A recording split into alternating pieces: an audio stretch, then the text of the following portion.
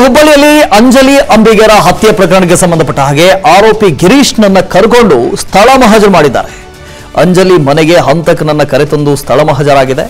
ಅಂಜಲಿ ಮನೆಯಲ್ಲಿ ಸಿಐಡಿ ಗಿರೀಶ್ ನನ್ನ ವಿಚಾರಣೆ ಮಾಡಿದ್ದಾರೆ, ಸ್ಥಳ ಮಹಜರನ್ನ ಮಾಡಿದ್ದಾರೆ.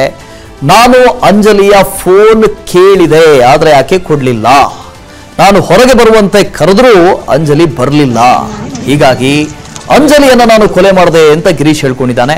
ಆಗ ಅಂಜಲಿ ತಂಗಿಯರು ಕಿರ್ಚಾಡೋದಕ್ಕೆ ಆರಂಭ ಮಾಡಿದ್ರು. ಹೀಗಾಗಿ ಕೊಲೆ ಮಾಡದೆ ನಾನು ಬಳಿಕ ನಾನು ಓಡ್ ಹೋದೆ ಅಂತ ಗಿರೀಶ್ ಹೇಳಿದ್ದಾನೆ. ಸಿಐಡಿ ಅಧಿಕಾರಿಗಳ ವಿಚಾರಣೆ ವೇಳೆ ಗಿರೀಶ್ ಈ ಹೇಳಿಕೆಯನ್ನು ಕೊಟ್ಟಿದ್ದಾನೆ, ತಪ್ಪೊಪ್ಪಿಕೊಂಡಿದ್ದಾನೆ.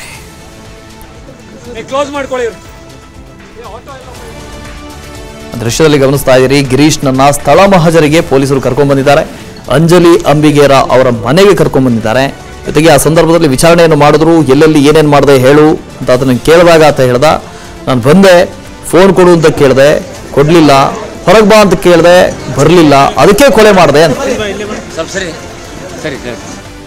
ಹುಬ್ಬಳ್ಳಿಯಲ್ಲಿ ಅಂಜಲಿ ಅಂಬಿಗರ ಹತ್ಯೆ ಪ್ರಕರಣಕ್ಕೆ ಸಂಬಂಧಪಟ್ಟ ಹಾಗೆ ಆರೋಪಿ ಗಿರೀಶ್ ನನ್ನ ಕರೆಕೊಂಡು ಸ್ಥಳ ಮಹಜರು ಮಾಡಿದ್ದಾರೆ. ಅಂಜಲಿ ಮನೆಗೆ ಹಂತಕನನ್ನ ಕರೆತಂದು ಸ್ಥಳ ಮಹಜರಾಗಿದೆ. ಅಂಜಲಿ ಮನೆಯಲ್ಲಿ ಸಿಐಡಿ ಗಿರೀಶ್ ನನ್ನ ವಿಚಾರಣೆ ಮಾಡಿದ್ದಾರೆ, ಸ್ಥಳ ಮಹಜರನ್ನ ಮಾಡಿದ್ದಾರೆ.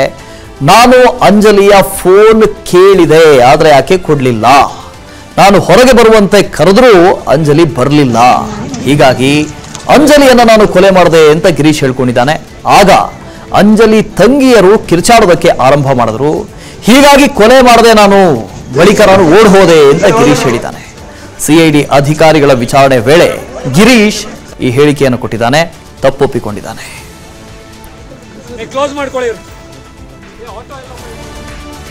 ದೃಶ್ಯದಲ್ಲಿ ಗಮನಿಸ್ತಾ ಇದ್ದೀರಿ, ಗಿರೀಶ್ ನನ್ನ ಸ್ಥಳ ಮಹಜರಿಗೆ ಪೊಲೀಸರು ಕರ್ಕೊಂಡ್ ಬಂದಿದ್ದಾರೆ. ಅಂಜಲಿ ಅಂಬಿಗೇರ ಅವರ ಮನೆಗೆ ಕರ್ಕೊಂಡ್ ಬಂದಿದ್ದಾರೆ.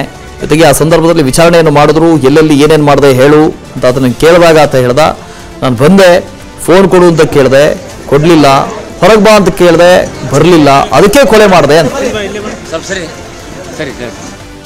ಹುಬ್ಬಳ್ಳಿಯಲ್ಲಿ ಅಂಜಲಿ ಅಂಬಿಗರ ಹತ್ಯೆ ಪ್ರಕರಣಕ್ಕೆ ಸಂಬಂಧಪಟ್ಟ ಹಾಗೆ ಆರೋಪಿ ಗಿರೀಶ್ ನನ್ನ ಕರೆಕೊಂಡು ಸ್ಥಳ ಮಹಜರು ಮಾಡಿದ್ದಾರೆ. ಅಂಜಲಿ ಮನೆಗೆ ಹಂತಕನನ್ನ ಕರೆತಂದು ಸ್ಥಳ ಮಹಜರಾಗಿದೆ. ಅಂಜಲಿ ಮನೆಯಲ್ಲಿ ಸಿಐಡಿ ಗಿರೀಶ್ ನನ್ನ ವಿಚಾರಣೆ ಮಾಡಿದ್ದಾರೆ, ಸ್ಥಳ ಮಹಜರನ್ನ ಮಾಡಿದ್ದಾರೆ. ನಾನು ಅಂಜಲಿಯ ಫೋನ್ ಕೇಳಿದೆ, ಆದರೆ ಆಕೆ ಕೊಡ್ಲಿಲ್ಲ.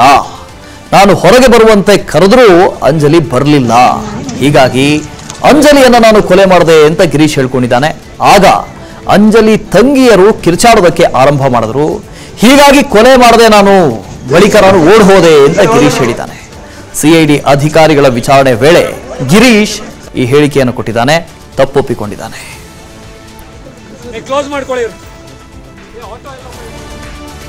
ದೃಶ್ಯದಲ್ಲಿ ಗಮನಿಸ್ತಾ ಇದ್ದೀರಿ, ಗಿರೀಶ್ ನನ್ನ ಸ್ಥಳ ಮಹಜರಿಗೆ ಪೊಲೀಸರು ಕರ್ಕೊಂಡ್ ಬಂದಿದ್ದಾರೆ.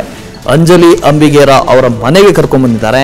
ಜೊತೆಗೆ ಆ ಸಂದರ್ಭದಲ್ಲಿ ವಿಚಾರಣೆಯನ್ನು ಮಾಡಿದ್ರು. ಎಲ್ಲೆಲ್ಲಿ ಏನೇನು ಮಾಡಿದೆ ಹೇಳು ಅಂತ ಅದನ್ನು ಕೇಳಿದಾಗ ಆತ ಹೇಳ್ದ, ನಾನು ಬಂದೆ, ಫೋನ್ ಕೊಡು ಅಂತ ಕೇಳಿದೆ, ಕೊಡ್ಲಿಲ್ಲ. ಹೊರಗೆ ಬಾ ಅಂತ ಕೇಳಿದೆ, ಬರಲಿಲ್ಲ, ಅದಕ್ಕೆ ಕೊಲೆ ಮಾಡಿದೆ ಅಂತ. ಹುಬ್ಬಳ್ಳಿಯಲ್ಲಿ ಅಂಜಲಿ ಅಂಬಿಗರ ಹತ್ಯೆ ಪ್ರಕರಣಕ್ಕೆ ಸಂಬಂಧಪಟ್ಟ ಹಾಗೆ ಆರೋಪಿ ಗಿರೀಶ್ ನನ್ನ ಕರೆಕೊಂಡು ಸ್ಥಳ ಮಹಜರು ಮಾಡಿದ್ದಾರೆ. ಅಂಜಲಿ ಮನೆಗೆ ಹಂತಕನನ್ನ ಕರೆತಂದು ಸ್ಥಳ ಮಹಜರಾಗಿದೆ. ಅಂಜಲಿ ಮನೆಯಲ್ಲಿ ಸಿಐಡಿ ಗಿರೀಶ್ ನನ್ನ ವಿಚಾರಣೆ ಮಾಡಿದ್ದಾರೆ, ಸ್ಥಳ ಮಹಜರನ್ನ ಮಾಡಿದ್ದಾರೆ.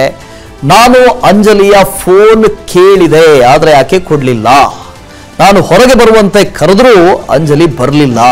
ಹೀಗಾಗಿ ಅಂಜಲಿಯನ್ನ ನಾನು ಕೊಲೆ ಮಾಡಿದೆ ಅಂತ ಗಿರೀಶ್ ಹೇಳ್ಕೊಂಡಿದ್ದಾನೆ. ಆಗ ಅಂಜಲಿ ತಂಗಿಯರು ಕಿರ್ಚಾಡೋದಕ್ಕೆ ಆರಂಭ ಮಾಡಿದ್ರು. ಹೀಗಾಗಿ ಕೊಲೆ ಮಾಡದೆ ನಾನು ಬಳಿಕ ನಾನು ಓಡ್ ಹೋದೆ ಅಂತ ಗಿರೀಶ್ ಹೇಳಿದ್ದಾನೆ. ಸಿಐಡಿ ಅಧಿಕಾರಿಗಳ ವಿಚಾರಣೆ ವೇಳೆ ಗಿರೀಶ್ ಈ ಹೇಳಿಕೆಯನ್ನು ಕೊಟ್ಟಿದ್ದಾನೆ, ತಪ್ಪೊಪ್ಪಿಕೊಂಡಿದ್ದಾನೆ.